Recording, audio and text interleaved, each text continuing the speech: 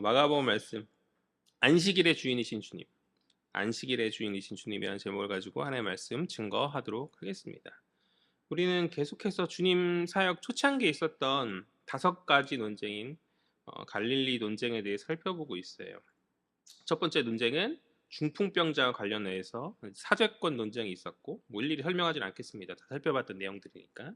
두 번째 논쟁은 세리였던 레위와 관련하여서 죄인들과의 식사 문제에 관한 식탁교제 논쟁이 있었고, 세 번째 논쟁은 지난 시간 살폈는데 제자들과 관련해서 금식 논쟁이 있었다. 여기까지 지난 시간 살폈던 말씀의 내용들이고, 오늘 네 번째 논쟁인 안식일 논쟁에 대해 살펴보려 하는 것이죠. 그리고 다음 주도 안식일 논쟁이에요. 다음 주도. 아무튼 그런데 네 번째 논쟁 안식일 논쟁에 대해 살펴보려 한다. 우리 23절 말씀 볼까요? 다 같이 읽겠습니다. 시작. 안식일에 예수께서 밀밭 사이로 지나가실 때 그의 제자들이 길을 열며 이삭을 자르니. 아멘. 오늘 본문의 첫 구절은 우리에게 그 본문의 배경이 안식일이었다라고 이야기하여 주고 있어요. 안식일이 어떠한 날이죠? 성경 속 안식일은 크게 두 가지로 살필 수 있거든요. 하나는 창세기, 창조 때에 하나님께서 거룩하게 구별하시고 쉬시죠. 쉬신 그것을 말하는 것이고, 또 다른 하나는 또 언제죠? 출애굽기 때, 애굽의 종으로 이스라엘이 있을 때 열재앙이 마지막 재앙으로서 애굽의 결정타를 날리며 이스라엘에게 자유와 해방을 가져온 그 사건을 기념한 바로 그것인 거죠. 그렇게 이스라엘의 유대인은 구약 속에 나타난 이 두 가지 사건을 기념하며 안식일을 거룩한 날로 여겼고, 그 어떤 일도 하지 않는, 그러니까 쉼으로써 안식일을 지켰다.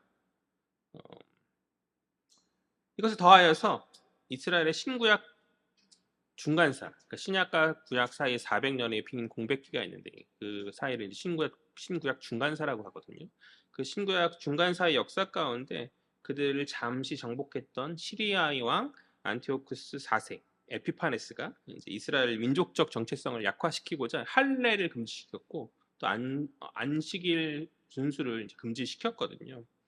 그렇게 그들에게 할례와 안식일 준수를 금지시켰을 때 유대인들이 그것에 극렬하게 저항했어요.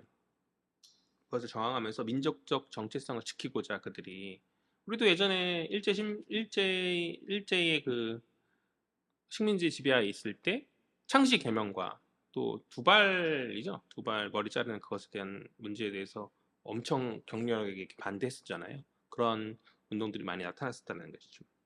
이러한 비극의 역사를 경험한 가운데 원래도 안식일이 그들 이스라엘 민족 중심 안에서 굉장히 중요한 날이었는데, 더더군다나 예수님이 당대에 왔을 때 신구약 중간사를 거쳐서 이 날은 단순한 날이 아니라 외세와 구별되어지는 하나님 백성으로서의 그들의 어떤 민족적 정체성과 관련된 중요한 날이 되어진 거죠. 타협할 수 없는 날이 되어졌다 이 말이에요. 오늘날 우리가 주일을 지켜 신자라고 이야기하잖아요. 그들은 안식일을 지킴으로 선민으로서의 그들의 정체성을 세워나갔고, 만약 그것을 지키지 않는다 한다면 그 사람은 더 이상 유대인이라고 주장할 수 없는, 그런 중요한 날이었다. 심지어 이것이 지켜지지 않으면 사형을 할 정도로 절대 가벼운 날이 아니었다라는 것이죠. 아무튼 그 중요한 날, 특별한 날인 안식일에 오늘 주님께서는 제자들과 함께 밀밭 사이를 지나가시는 중이었는데, 23절 하반절을 보니까 제자들이 어떻게 하고 있어요? 길을 열며 이삭을 자르더라. 길을 열었다. 길을 열면서 이삭을 자르더라. 오늘 우리가 살핀 마가복음은 제자들이 이삭을 자른 이유에 대해서 예수가 가시는 길을 열기 위함이었다라고 이야기하고 있어요. 길을 열기 위함이었다. 그러나 다른 복음서인 마태복음과 누가복음, 그러니까 평행본문의 다른 복음서를 살펴보면 제자들이 주림 가운데 이삭을 먹기 위해서 이삭을 자른 것으로 기록하고 있거든요. 그렇다면 궁금증이 생기죠. 길을 내기 위해서, 마가복음에 기록된 것처럼 길을 내기 위해서 이삭을 자른 것인가? 아니면 마태복음, 누가복음에 기록된 것처럼 줄인 배를 채우기 위해서 이삭을 자른 것인가? 그죠? 굳이 둘 중 하나를 버릴 필요는 없죠. 아마도 제자들이 예수가 가시는 그 길에 그 길을 내는 가운데 그 과정에서 줄인 배도 겸사겸사 채운 것이 아니겠는가?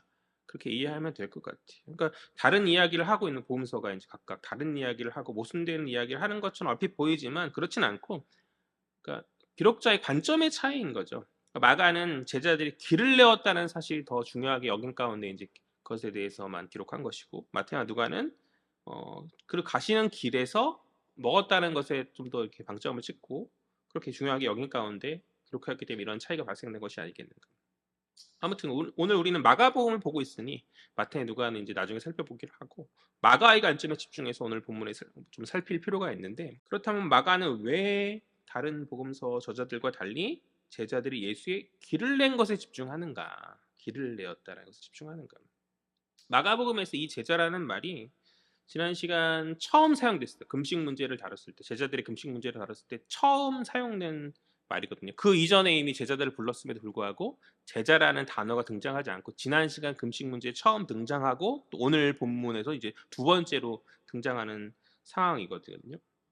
저는 이 본문이 지난 시간과 마찬가지로 제자란 무엇인가 이야기하는 어떤 함의가 있다고 생각합니다. 다시요. 이 오늘의 제자라고 두 번째 제자가 등장하는 오늘 이 본문이 지난 시간과 마찬가지로 제자란 무엇인가에 대한 어떠한 이야기를 하는 어떤 함의가 있다. 제자란 어떠한 자들이죠? 제자란 어떠한 자들입니까? 오늘 본문 속에서 길을 내는 자들이다라는 거죠. 제자란 어떤 자들인가? 예수의 길을 내는 자들이다. 마가복음 1장 초반에 세례 요한이 외치죠. 주의 길을 예비하고 그의 오실 길을 곧게 하라라고 말하지 않습니까? 그러니까 하나님 나라를 소망하는 자들이 가져야 할 행동이 바로 이것이라는 것이죠. 바로 그 사명을 오늘 주님의 제자들이 제자로서 보여주고 있다. 그들은 오늘 하나님 나라의 복음 전파 사명을 위하여서 쉼없이 가시는 주님 앞에 서서 그 주님 가시는 길을 예비하고 그 길을 곧게 함으로 그들은 제자로서 주님의 사역에 동참하고 있다라는 사실이죠. 그렇다면 여러분들은 제자로서 어떤 길을 내고 계시나요? 제자로서 주님 앞에 서서 말씀이신 주님이 그곳에 당도할 수 있도록 전하는 대상의 그 마음 중심에 주님이 임재하실 수 있도록 그들이 그 중심 가운데 그 말씀이 잘 새겨질 수 있도록 우리가 그들의 마음을 말랑말랑하게 하고 제자로서 잘 열어야 하는데, 어떠한 행동들을 하고 있냐.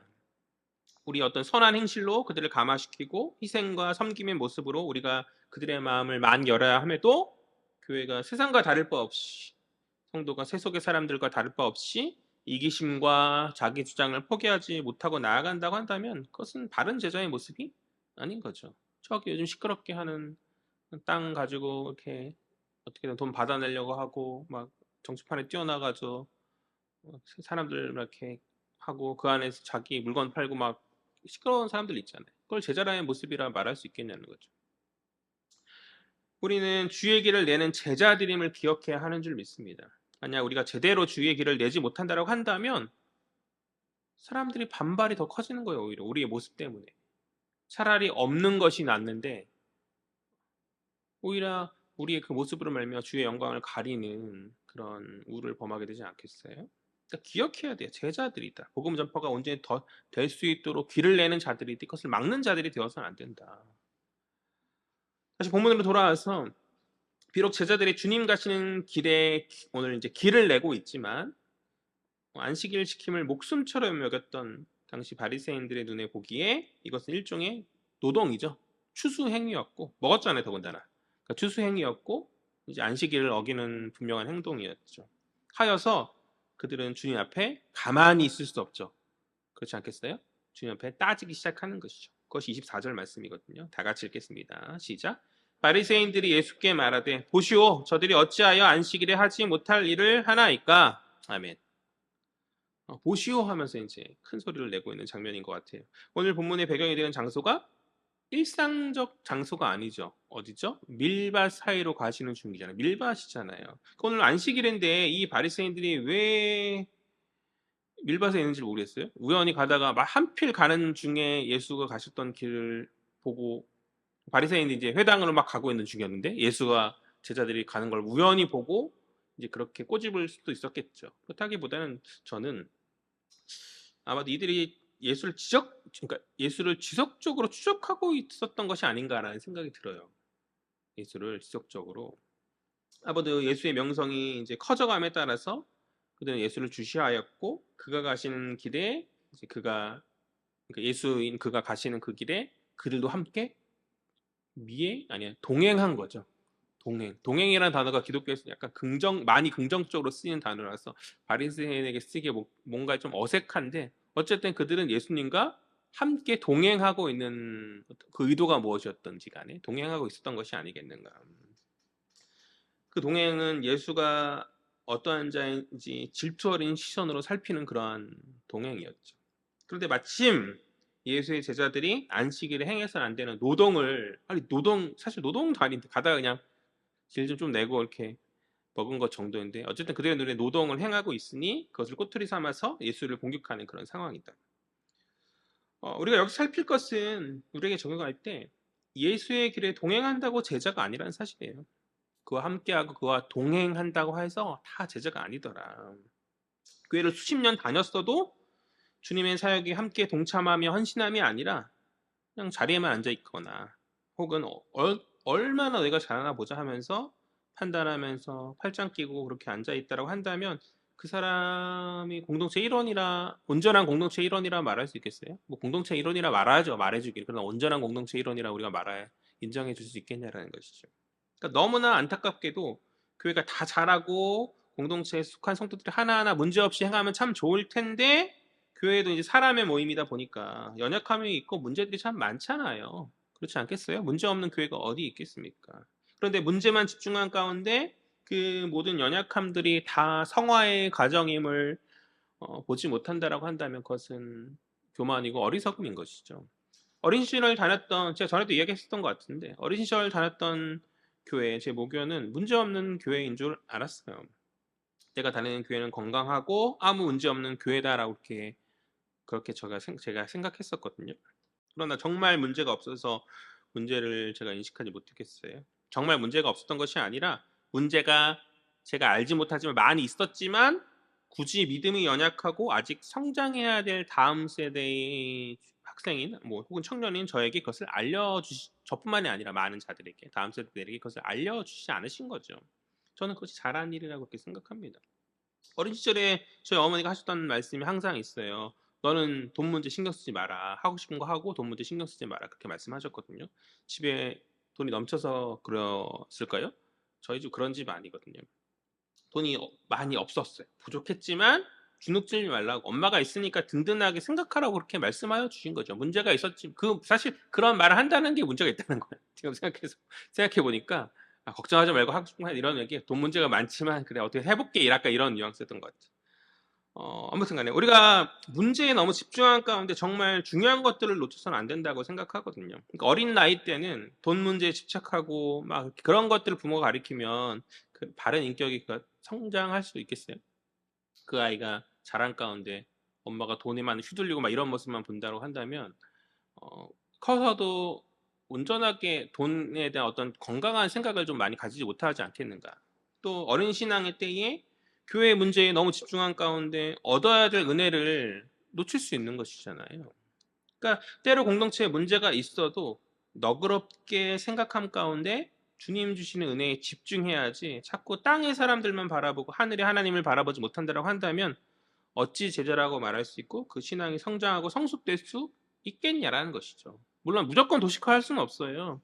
교회의 어떤 문제로 인해서 깊은 상처를 받고 교회를 떠나는 많은 지체들이 있으니 그들의 마음을 이해하지 못함은 아닌데 그러나 한 번만 더 생각해 볼 필요가 있다라는 것이죠. 한 번만 더. 너무 문제에 집중함 가운데 사람으로 말미암아 예수를 떠날 필요가 있겠는가? 사람으로 말미암아 우리의 본질을 정말 중요한 걸 놓쳐서는 안 된다. 그 얘기를 하고 있는 것이죠. 오늘 본문의 바리새인들은 주님과 동행하고 있어요. 그리고 우리는 눈에 보이지 않잖아요. 그런데 그들은 살아계신 주님을 눈으로 보았고 주님을 주님의 가르침도 들었고 주님이 하셨던 많은 이적들도 들었으니 보았으니 오늘 주님 앞에 나와서 그분이 정말 메시아인지 긴가민가한 가운데 물론 이제 질투 어린 시선으로 보는 것도 있죠. 어쨌든 확인하고자 나온 것 아니겠어요? 그러나 심정적으로는 그들은 너무 멀리 있는 자들이죠. 너무 멀리 있고 그들은 제자가 아닌 거죠. 그들이 고대하고 기다리던 메시아이신 그리스도가 그들 가운데 오늘 그 자리에 있음에도 불구하고 그들은 문제의 안식일을 뜻대로 우리의 뜻대로 지키지 않으시는 그 문제에 집착함으로 말미암아서 그들은 도리어 주님을 적대하는 자리로 나아가더라. 이것이 얼마나 어리석고 안타까운, 메시아이신 그분을 적대하는지 그들이 그렇게나 기다려왔습니다. 이것이 얼마나 어리석고 안타까운 일입니까? 그러니까 누군가는 그 자리에서 메시아이신 그분의 길을 열면서 제자로 나아가는데, 같은 은혜의 자리에 있음에도 불구하고 같은 공간에 있음에도 불구하고 그들은 제자가 아닌 적대자로 주님의 길을 막는 자가 되는 이 상황, 이것이 얼마나 어리석은 일이냐. 수련회 때 은혜 받으면서 누구는 삶을 결단하면서 제자로서 평생을 살아가요. 다른 삶을, 이전과는 다른 삶을 살아가요. 그러나 같은 공간에 있지만 같이 그 자리에 잠시 잠깐 눈물 뿌리고 그렇게 기도했을지 모르겠지만 어느 순간 그 자리를 떠나서 예수 모르는 삶을 살아가는 많은 제자들을 저는 보거든요. 참 안타까운 일인 것 같아요. 다른 예수를 믿는 것이 아닌데, 다른 예수를 들은 것이 아닌데 왜 이런 차이가 벌어질까? 안타까운 거죠. 아무튼 간에 바리새인들의 그런 공격 앞에 주님은 세 가지 답변의 말씀을 하시죠. 우리 25절, 26절 먼저 보죠. 다 같이 읽겠습니다. 시작. 예수께서 이르시되 다윗이 자기와 및 함께한 자들이 먹을 것이 없어 시장할 때 한 일을 잃지 못하였느냐? 그가 아비아들 대제사장 때에 하나님의 전에 들어가서 제사장 외에는 먹어서는 안 되는 진설병을 먹고 함께한 자들에게도 주지 아니하였느냐? 아멘. 첫 번째, 예수께서 이제 사무엘상 21장에 기록된 다윗의 예를 들어서 말씀하시죠. 그들의 어떤 공격 앞에서 자기 변호를 하여 주시고 계신 것인데, 당시 사울 왕의 핍박으로 말미암아서 도망자 신세였던 다윗이 배고파요. 줄인 배를 채우기 위해서 이제 제사장 아히멜렉에게 가서 먹을 것을 달라고 합니다. 누구요? 아히멜렉에게 가서 먹을 것을 달라고 해요. 오늘 마가복음에서 예수님은 아히멜렉이 아니라 아비아달의 때다라고 이야기하고 있죠. 이 아비아달은 아히멜렉의 아들이고 한 시대를 대표하는 제사장으로서 이는 당대에 더 유명한 자를 이제 대표로 이야기하는 그들의 말하기 방식 때문에 이제 주님께서 이제 아비아달의 때다라고 이렇게 말씀하신 것이고, 실제적으로 이 에피소드의 이 에피소드 가운데 이제 사무엘상에 기록된 이 에피소드 가운데 다윗에게 도움을 준 자는 아히멜렉이다.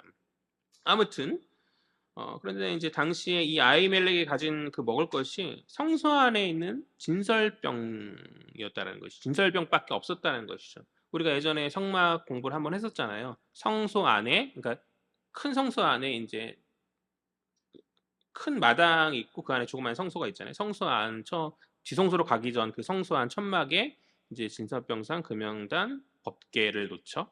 그러니까 그 진설병 상은 그 거기 위에다가 이제 떡을 올려놓는, 빵이라고 하죠. 빵이나 떡이나 뭐.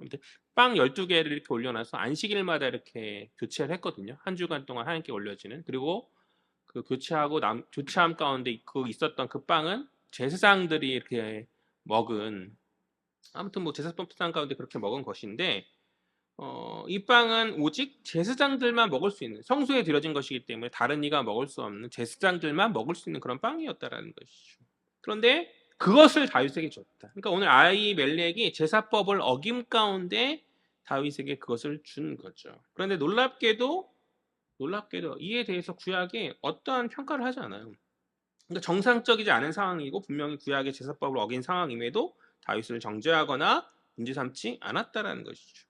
왜 그러한가? 왜 문제 삼지 않았는가? 두 가지로 생각해 볼 수 있는데, 하나는 사울의 핍박으로부터 너무 그와 함께 있던 자들이 너무 줄인 상황이었기 때문에 때로 예외적인 사람의 필요가 제사법을 초월하여서 적용될 수 있음을 보여준 예시가 아니겠는가. 선한 사마리아, 예수님의 비유이죠. 선한 사마리아 비유에서 보듯이 제사를 드림이 너무나 중요한데, 제사를 드리기로 가기 위해서 당장 강도 만나 죽어가는 자를 외면하는 것보다는 이웃사랑의 말씀에 순종함 가운데 강도 만난 자를 돕는 것이 더 중요한 일 아니겠냐는 것이죠. 그러니 급박한 상황에 제사법을 어긴다 할지라도 그것은 예외이니 문제될 수 없다라는 것이죠. 비록 오늘 예수님과 제자들의 상황이 다윗처럼 막 줄이고 급박한 상황은 아니었어요. 그러나 주님 가신 이 길은 중요한 일이죠. 왜요? 그것은 생명을 살리는 길이요, 죽은 영혼을 회복하는 길이죠. 하나님 나라가 임하는 길, 하나님 자녀들에게 자유와 회복의 새 출애굽의 해방을 가져오는 길이기에 그것은 분명 제사법보다 또 안식일의 법보다 중요하고 그 중대함으로 인해 예외로 봐야 한다. 또 다윗의 경우에 살핀 이 제사법은 구약에 기록된 법이에요. 구약에 기록된. 그러나 안식일법은 구약에 기록된 법이라기보다는 바리새인이 만든 이때 당시 안식일법은 사람의 전통이죠. 무슨 말이냐면 성경은 안식일법을 지키라 말해요. 그러니까 성경에 뭐라 말하면 거룩하게 지키고 쉼을 쉬어라라고 성경 분명히 그렇게 이야기한단 말이죠. 그러나 그 구체적인 내용에 대해서 뭔가 명시하지는 않거든요. 근데 예수님 당시 이 바리새인들이 안식일을 지킨다는 명목하에 여러 가지 세부적 금지의 규칙들을 덕지덕지 붙여놨어요. 그러니까 이때 당시 안식일법은 구약 있었던 안식일법과 다른 거예요. 이 신약 시대에 와서 이들이 지키고 안식일법은 여러 가지 금지하지 말아야 될 것들이 덕지덕지 묻혀진 가운데 사람의 전통이 되어버렸다. 그러니까 그런 측면에서 제사법보다 안식일법이 가벼운 거죠. 제사법이 더 중대하고 안식일법은 좀 가벼워지는. 그러니까 우선순위를 굳이 매긴다라고 한다면, 그러니까 안식법은 제사법보다는 아래에 있는 그러한 법인데, 그러니까 구약의 전통이라기보다는 사람의 전통이다 이렇게 생각하면 될 것 같아요. 그러니까 안식일법이나 제사법이나 다 지켜야 될 법은 맞지만 무게감은 이제 제사법이 더 크다라는 것이죠. 그런데 다윗의 경우에 보듯이 이 얘기를 하려고요. 다윗의 경우에 보듯이 어떤 예외적 상황이 제사법을 초월할 수 있다라고 한다면 하물며 구약의 전통이 아닌 사람의 전통으로 지금 세워지고 있는 이 안식일법은 말해 무엇하겠는가라는 거죠. 그러니까 주님 가시는 그 길 앞에 그것이 사람들에게 아무리 중요하게 여겨진다 할지라도 그것은 상대적으로 사소한 것일 뿐 다윗의 예외적 상황 가운데 제사법도 초월했는데 더 중차대한 사명을 감당하시는 예수의 예외적인 상황이 사람의 전통인 안식일법을 초월하지 못할 이유가 무엇이겠는가라는 것이 이 한 측면을 생각해 볼 수가 있고, 다른 측면으로 살펴볼 것은 다윗을 성경에 정죄하지 않은 이유 중 두 번째, 그것은 다윗의 권위 때문이죠. 다윗의 권위. 다윗에게 무슨 권위가 있습니까? 다윗은 하나님의 기름 부음 받은 줄 왕으로서 예비된 권위 있는 자에게 그 권위를 인정함 가운데 제사법을 어긴 그의 상황을 너그럽게 이해한 측면이 있거든요. 기름 부음 받은 자의 어떤 권위가 다윗에게 있기 때문에 비록 그가 제사법을 어겼지만 너그럽게 좀 봐준 측면이 있다는 것이죠. 오늘 본문 속의 제자들이 주의 길을 열며 나아가죠. 이는 일종의 왕의 어가를 여는 행위인 거죠. 하나님의 아들이신 이 땅의 만왕의 주로 오신 주님의 권위가 다윗의 권위만 못하겠냐는 것이죠.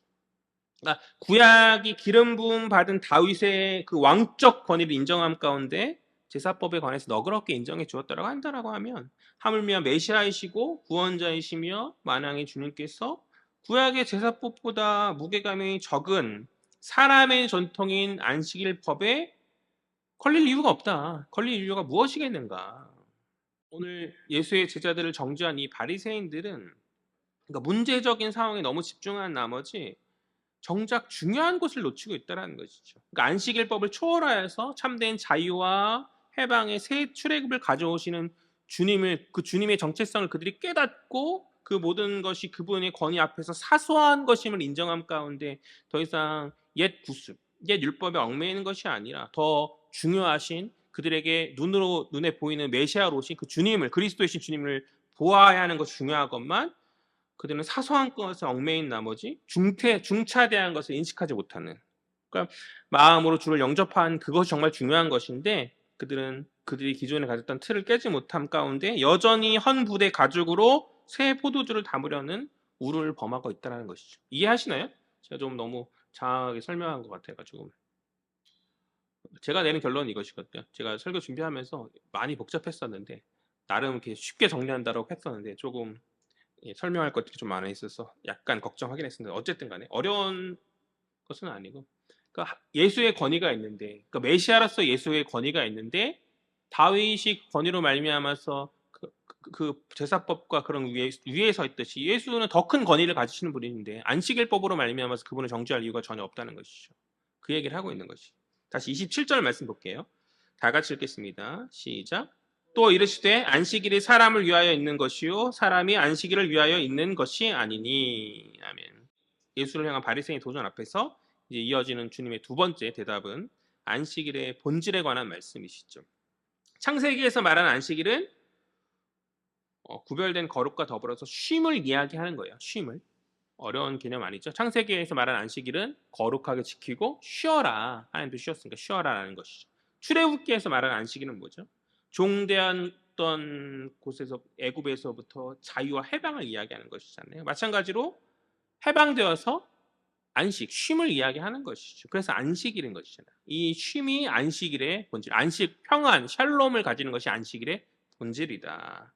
그런데 앞서 말한 신구약 중간기 안티오쿠스 4세 에피파네스의 핍박으로 말미암은 이스라엘의 이 비극의 역사 가운데 그들은 이 안식일의 문제를 민족적 정체성에 관한 심도 있는 문제로 그들이 받아들였고 그로 인해서 어떻게든 그들은 그것을 지키기 위해서 여러 가지 금지의 명령을 덕지덕지 붙여지게 된 거죠. 이건 어떻게든 지켜야 되니까 그럼 이걸 지키려면 어떻게 해야 되지 고민하고 거기에 집착한 나머지 하나님의 법이었던 쉬라고 만들어진 하나님의 법이 그들의 어떤 집착으로 지나치게 되어서 사람의 전통이 되어지고 그것은 더 이상 은혜의 법이 아니게 되어졌더라. 의도는 좋았어요. 의도는 첫 의도는 안식일을 잘 지키기 위함이죠. 우리가 외세에 핍박받아서 이것을 우리가 못 지키는 상황이 벌어졌어. 아니야 이제는부터 우리가 목숨을 걸고 지켜보자 하면서 여러 가지 의도는 좋았는데 시행해보는 그런. 그러나 시간의 지남에 따라 그 사람이 만들어낸 수많은 규칙들이 변질되어짐 가운데 사람을 회복하고 쉼을 주는 은혜의 법이 아닌 올가매는 법이 되었다라는 것이죠. 이것이 문제였던 거죠. 이러한 변질은 더 이상 안식일이 평안과 쉼을 주는 사람을 위한 어떤 그런 법이 된 것이 아니라 정죄함으로 오히려 같은 동족을 노예로 만드는 종교 지도자들이 눈에 봤을 때 한참 부족하고 항상 문제가 있고 너희들 그렇게 살면 안 돼. 그럼 어떡하지 하면서 노예처럼 되어지는. 그러니까 출애굽의 정신이 자유와 해방의 정신인데 그것이 안식일에 드러나야지는 것인데 오히려 노예가 되어지는 역전이 일어나게 되었다는 것이 그들이 만든 규칙으로 말미암았어. 그러니까 사람을 위하여서 하나님께 주신 사람을 위하여서 하나님께 주신 그 은혜의 날을 너희가 어찌 변질시켜서 그 본질을 훼손하는가. 오늘 주님 그것을 말씀하는 거예요. 안식일은 사람을 위하여 있는 것이지 사람이 안식을 위하여 있는 것이 아니지 않냐. 즉 너희가 깨달아야 한다는 거예요. 주님의 두 번째 대답은 사람을 위한 안식이라는 그 본질을 너희가 회복해야 된다. 변질되어진 너희가 이제 그만 그런 잘못된 옛 구습의 틀을 벗어버리고 본질을 회복해라. 주님 그렇게 말씀하고 계십니다. 이것을 우리에게 적용해 볼 때 우리가 주의를 지키고 신앙생활 하는 것은 은혜로 하는 일인 줄 믿습니다. 은혜로 하는 거야, 은혜로. 주께 구원받기 위해서 혹은 하나님부터 이것저것 뭔가 복을 받기 위한 어떤 일종의 거래 행위로 우리가 이것을 하는 것이 아니죠. 저기 어디 신천지나 그런 이단들이 그렇게 신앙생활 하잖아요. 뭔가 14만 4천 명 들기 위해서. 그렇죠? 혹은 뭔가 복 받기 그렇게 하잖아요. 신앙을 그렇게 조건적으로 생각하면 율법이 되고 나를 올가매는 법이 되어지는 거죠. 의도는 좋을 수 있죠. 의도는 내가 하나님 잘 섬기기 위해서 이것저것 한다. 의도는 좋을 수 있지만 그것은 잘못된 방향이다. 하나님 우리를 값없이 사랑하심으로 우리를 구원하셨고 우리에게 조건 없이 복의 길을 열어 주신 줄 믿습니다. 우린 그 믿음 가운데 감사함으로 기쁨으로 은혜 가운데 나오는 자들이죠. 그러니까 이미 받은 구원과 이미 받은 주님의 이미 우리에게 예비된 주의 복의 감사함 가운데 은혜로 신앙생활을 해야 되는 것이 무언가 대가를 바라는 식의 그 신앙은 잘못된 방향이다. 만약 우리가 우리의 신앙을 그렇게 지키고 있다라고 한다면 우리가 얼마나 몸부림치면서 나아가야겠어요. 또 눈치 보면서 신앙생활을 해야겠냐는 것이죠. 부족하다는 자조함 가운데 신앙이나 이 두 글자에 얽매인 노예와 같은 모습으로 우리가 하나님 앞에 서 있을 수밖에 없지 않겠어요. 하나님 우리를 자녀로 부르셨다. 아멘? 자녀로 부르신 줄 믿습니다. 마치 주인집 노비 마냥 눈치 보고 하나님의 마음에 어떻게든 들어보고자 한다라고 한다면 이것은 얼마나 피곤하겠어요. 얼마나 피곤하고 비극인 거죠. 자녀가 아빠 눈치 보고 그렇잖아요. 노예처럼 그렇게 선다면. 그러니까 본질을 잃어버려서는 안 됩니다. 우리가 지키는 신앙의 법칙들과 규칙들은 주께서 값없이 자녀 삼아 주시고 은혜로 구원해 주시고 복의 길을 열어 주셨다는 기쁨과 감사함 가운데 자원하는 마음으로 중심으로 행해져야 될 것들이지, 억지로 율법으로 그 조건을 채우기 위해서 대가를 얻기 위해서 행해지는 그러한 것이 아니다. 만약 그러하고 있다라고 한다면 그것은 스스로 자녀가 아닌 종으로 취급해달라는 어리석음일 수밖에 없다는 것이죠. 우리는 주님의 자녀인 줄 믿습니다. 자녀는 부모가 주신 그 사랑을, 조건 없이 주신 그 사랑을 기뻐하면 되는 것이죠. 기뻐함 가운데 주님 기쁨의 자녀가 되기 위해서 합당한 자녀다움의 모습으로 그냥 나아가면 되는 거예요. 무언가 예뻐가 보이려고 더 무언가 하고 뭐 할 필요가 없어요. 그냥 우리 아버지가 이걸 기뻐하시 좋아하시지, 그럼 그거 하는 거죠. 애교 떨고 자랑 하고 하는, 애교 떨고 뭔가 기뻐하실 그런 행동들 하면 되는 거죠. 뭔가 어떻게 이거 안 하면 내가 그 사랑을 잃어버릴 것 같아, 주님으로부터 떨어질 것 같아, 그렇지 않다는 것이죠. 우리가 부족하고 문제가 있다 할지라도 주님 자녀 삼은 우리를 외면하고 버리시지 않으신다. 이것이 바로 은혜인 거죠. 이것이 바로 은혜이다. 우리 28절 말씀 볼까요? 마지막 구절이죠. 다 같이 읽겠습니다. 시작. 이러므로 인자는 안식일에도 주인이니라. 아멘. 바리새인 도전에 대한 주님의 이제 마지막 세 번째 대답은 앞서 말한 두 가지 대답의 결론이에요. 인자는 안식일의 주인이시다.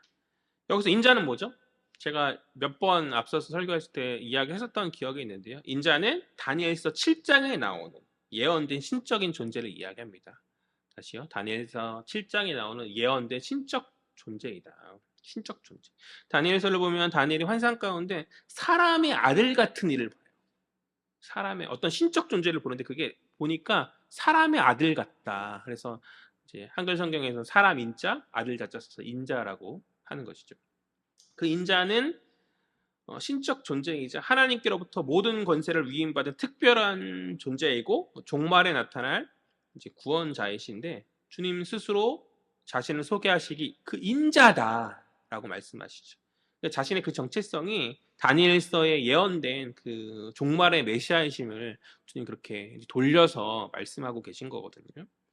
그렇다면 왜 주께서 그냥 메시아라고, 나 메시아 맞아, 너희가 기다렸던 메시아야라고 직접적으로 말씀하지 않으시고 인자라고 이제 돌려서 그렇게 말씀하고 계시는 거, 이것도 제가 아마 설명했었던 기억이 나는데 기억하실지 모르겠어요. 그래도 뭐 다시 한번 제가, 우린 항상 이렇게 망각의 연세들이 있으니까, 이스라엘 역사 안에서 메시아라는 이 단어의 의미가 당대에 변질되었기 때문인 거죠. 이 단어의 의미가 그들을 어떤 외세에서 구원할 민족주의적 구원자라는 어떤 뜻에 한정하는 그런 단어가 되었어요.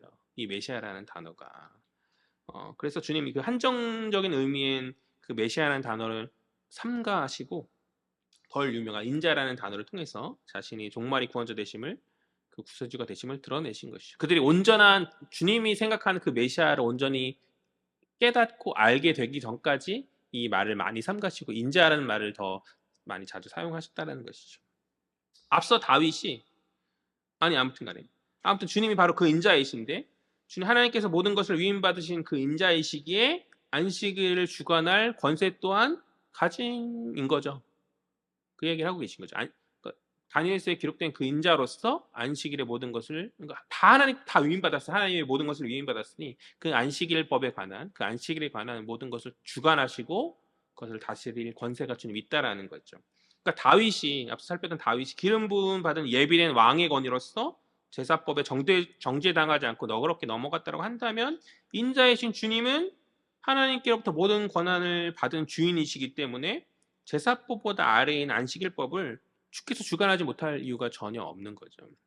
그러니까 바리새인들은 자신들이 만들어낸 그 법칙을 주장함으로써 백성들 앞에서 스스로 안식일의 주인이냐 행동했어요. 그러니까 지키지 못하는 사람들을 바라보면서 너 왜 이걸 안 하고 있어 하면서 주인 노릇했다는 거죠. 내가 세우는 이 법칙 안에 너희가 들었어야지, 이거 왜 주인이 뭐예요? 이거 저거 사람들에게 시키는 거잖아요. 그러니까 바리새인들이 백성들 앞에서 그들을 계몽한다라고 말하면서 여러 가지 법들을 만들었고 그들을 어길 때마다 정죄함 가운데 그들이 주인인 양 행세했다라는 것이죠. 그들의 처음 인도는 좋았겠죠. 백성들을 거룩하게 하고 하나님의 그 거룩함으로 하나님의 나라를 다시금 회복하자. 무너졌던 로마 식민지로부터 무너졌던 이 나라를 다시금 살려보자라는 나름 애국적인, 그렇죠?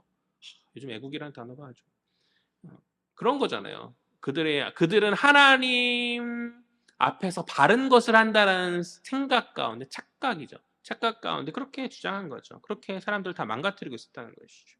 그들의 주장은 의도는 좋았을지 모르겠지, 첫 의도는 좋았을지 모르겠지만 동족들을 율법의 멍에로 지게 하는 노예로 만드는 잘못된 가르침이었고, 이제 진정한 주인 되신 인자이신 주님이 안식일의 주인 되심을 주장하므로 그것을 이제 너희가 망가뜨렸던 것을 다시금 회복하겠다라고 말씀하시는 그런 거죠. 그렇게 안식일의 진정한 주인 되신 주께서 그들이 망쳐놓은 그 안식일을 주인으로 다시금 모셔서 회복시킬 거예요. 맡겨놨더니만 너무나 마음 같아놓고 엉망을 했어서 안 되겠다. 주인이 내가 해야겠다. 다시금 하나하나 고치시고 바꾸시고 하시겠다. 그 얘기를 하는 거죠. 이것이 바로 인자 되신 주님이 스스로 안식일의 주인 되심을 선언하신 이유이다. 이유이다. 사랑하는 여러분, 뜬금없는 얘기 할까요? 예수 믿으시기 바랍니다. 예수 믿으시기 바랍니다. 예수를 믿는다는 것은 예수가 어떠한 분이신지 알고 그것을 믿는다는 거죠. 잘 알지 못한 채 막연하게 믿는 믿음은 미혹에 흔들리고 넘어질 수밖에 없어요. 그러나 깊이 알고 있는 가운데 나아가는 그 믿음은 어떤 세파가 불어온다 할지라도 흔들리거나 넘어지지 않거든요. 우리의 주님은 어떠한 주님이시다? 하늘 권세 받으신 인자이시고 권위 있는 주님이다. 하나님으로부터 모든 권세를 받으신 권위 있는 주님입니다. 주님이시다. 여기서부터 우리의 모든 신앙이 시작되어야 되는 것이죠. 세상의 그 무엇도 주님 위에 설 수도 없고 주님 앞에 나아갈 수 없어. 그런 주님의 주권을 인정하고 주님의 주되심을 인정할 때 그것이 바른 신앙의 시작인 줄 믿습니다. 항상 이게 잘 안 돼가지고 항상 교회가 문제가 생기고 성도의 신앙이 문제가 생겨지는 것 같아요. 그냥 나와서 하면 복받는 어떤 그런 주님이 우리의 주인 되신다. 우리 인생의 주인이시다. 내가 우리 인생의 주인공이 아니라 우리는 주님이 주인공 되신 주님을 섬기는 자들이고 조연인 것이죠. 주연 되신 주님의 조연인 것이죠. 우리는 그것을 깨닫고 그것을 암 가운데 우리 신앙을 시작해야 돼요. 주인 되신 주님, 우리 모든 것을 주관하신 그 주님. 오늘 주와 함께 동행하고 주님의 사역을 보고 그분의 가르침을 들었음에도 삐딱한 중심 가운데 끝끝내 자기가 주인됨을 포기하지 못한 그 제자가 아닌 주님의 대적자로 남는 바리새인들의 어리석음을 보잖아요. 그들의 모습이 아니라 주님을 온전히 알고 주의 제자로서 주의 길을 예비하면서 섬기며 나아가는 제자들의 모습이 우리의 모습이 되어야 한다는 것이죠. 그것이 복이고 바로 은혜인 줄 믿습니다. 말씀을 정리하죠. 첫 번째, 중요한 것을 볼 줄 알아야 된다. 모든 것 위에 계신 주권자 되신 주님이 우리와 함께 하시는데 다른 사소한 것이 무엇이 중요하겠냐는 것이죠. 정말 중요한 우선순위가 주님이신 줄 믿고 제자로서 주님 우리에게 맡겨진 사명을 감당함으로 주의 길을 준비하며 나아가는 자들이 되자. 두 번째, 본질을 볼 줄 알아야 된다. 안식일을 포함해서 모든 신앙의 행위들은 결국 율법의 짐, 억지가 아닌 은혜로 해야 하는 것이고 그 목적은 샬롬이죠. 평안, 쉼. 그러니까 그 목적은 생명의 회복에 있는 것이죠. 우리는 자녀로서 이것을 누려야 하지 스스로 노예가 되어서 눈치 보는 인생이 되어서는 안 된다는 것이죠. 더해서 공동체의 지체들을 대할 때 이 신앙의 행위를 근거로 해서 지체들을 함부로 정죄해서도 안 되는 줄 믿습니다. 결국 모든 신앙의 행위들의 목적은 자유와 해방의 회복에, 그러니까 하나님 나라 임함에 있는 것이고 출애굽에 있는 것이고 우리가 지체들을 정죄함 가운데 그들을 얽매이게 만들고 그들의 그렇게 한다면 그것은 본질을 잃어버린 변질이다. 마지막 세 번째, 인자이신 주님이 주인 되신다. 주님은 안식일의 주인이시기도 하지만 모든 것의 주인 되시죠. 그러하기에 모든 영광 주님께, 모든 영광 주님께. 우리가 주님이 주인 되심 인정함 가운데 우리의 모든 삶의 그 모든 것들이 주의 영광을 위해서 나아가야 하는 거지. 주인 되심을 인정하는 그 시작 가운데 우리 모든 어떤 신앙의 것들이 아니면 또 우리 삶의 모든 어떤 행위들이 주의 영광을 위해서 나아가는 것이 되어야 됩니다. 그것을 온전히 깨닫는 우리 헤아림 치들 되어지기를 주의 이름으로 간절히 소망합니다.